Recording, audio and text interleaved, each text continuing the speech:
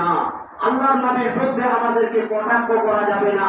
আল্লাহ তাবারক ওয়া তাআলা বলছেন আমরা 8খানা বিষয়ের জন্য প্রতিযোগিতা করি। কখানা বিষয়?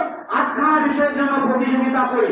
সূরা নাম্বার 9, সূরা নাম সূরা তাওবা আয়াত নাম্বার 24। মহান আল্লাহ বলছেন কুল ইন কানা আবাউকুম কুল ইন কানা আবাউকুম ওয়া আবনাউকুম ওয়া ইখওয়ানুকুম ওয়া তিজারাতুকুম ওয়া তাখশাউনা। আল্লাহ তাবারক ওয়া তাআলা এই আয়াতে বলছেন যে মানুষ তার মা-বাপকে ভালোবাসে, মা-বাপকে না ভালোবেসে কেউ এড়াতে পারে না। মানুষ তার স্ত্রী পরিবারকে ভালোবাসে, সেখান থেকে কেউ ছিটকে থাকতে পারে না। মানুষ তার সন্তান সন্ততিকে ভালোবাসে, সেখান থেকে কেউ ছিটকে থাকতে পারে না। মানুষ তার ধন দৌলতকে ভালোবাসে, সেখান থেকে কেউ ছিটকে যেতে পারে না। মানুষ তার ব্যবসা বাণিজ্যকে ভালোবাসে, সেখান থেকে ছিটকে যেতে পারে না। অর্থাৎ না, এবং মানুষ কি করে তার ঘর বাড়িকে ভালোবাসে। আল্লাহ তাবারক ওয়া তাআলা বলছেন এই 8টা জিনিসকে তোমরা ভালোবাসতে যেও না, 3টে জিনিসকে তোমরা ভালোবাসো। 1 নাম্বার আল্লাহ, তোমরা আল্লাহকে ভালোবাসো।